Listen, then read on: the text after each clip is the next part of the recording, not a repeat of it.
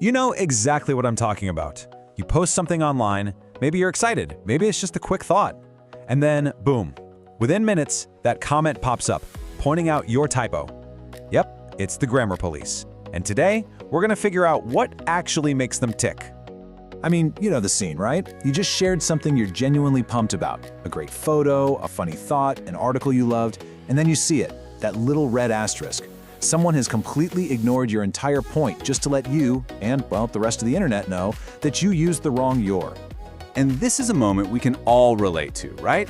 Maybe you've been the one corrected and you feel that little sting of embarrassment or maybe just pure irritation. Or, hey, maybe you've been the corrector, feeling that, that almost physical urge to fix what you see is broken. Or you've just been a bystander, popcorn in hand, watching the whole thing go down. Now, it's so easy to just label this behavior as annoying and just move on with our day. But today, we're gonna dig a little deeper. We are asking the big question: what is the actual psychology behind this? Why do some people feel absolutely compelled to correct others, even when nobody asked them to? So here's our game plan for today. We'll start with an unsolicited correction, then we'll move beyond the common stereotype. We're gonna dive into the corrector's psychology, look at the huge gap between intention and impact, and finally, hopefully, we'll walk away with a brand new perspective. All right, so let's kick things off with that very first moment, the unsolicited correction. It's this public act of pointing out a mistake that really forms the foundation for everything we're going to talk about today. Okay, so when we see this happen, our brains, they usually jump to one conclusion, don't they? But is it really just about someone trying to be a know-it-all? Let's challenge that a little bit. The go-to assumption is that the person making the correction is just being arrogant. They're being pedantic. They're trying to show off how smart they are. Or maybe it's even a subtle little power trip pointing out someone else's mistake. And look, sometimes, yeah, that might be true. But what if, for a lot of these folks, it has way less to do with feeling superior and a whole lot more to do with their fundamental personality? What if that urge to correct isn't really a conscious choice, but more of a psychological reflex? And this is where it gets really, really interesting. So let's pop the hood and take a look at the psychological profile of your typical grammar corrector. So, research in personality psychology has found that people who are more likely to correct grammar often share a pretty distinct set of traits. They tend to score higher in something called conscientiousness, but lower in agreeableness.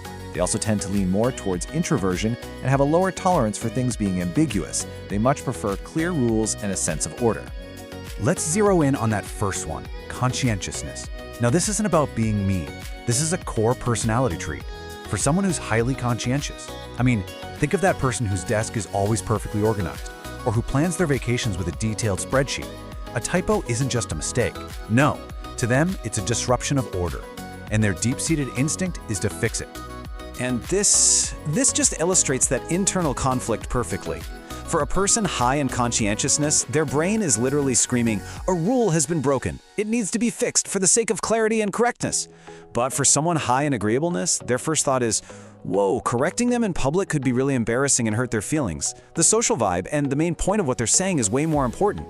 The grammar police, they're often the ones for whom that first voice is just a whole lot louder. So that brings us to how this personality wiring creates the real social problem here, which is this massive gap between the intention of the person correcting and the impact on the person being corrected. From the perspective of many correctors, their intention really isn't malicious. They often see what they're doing as helpful.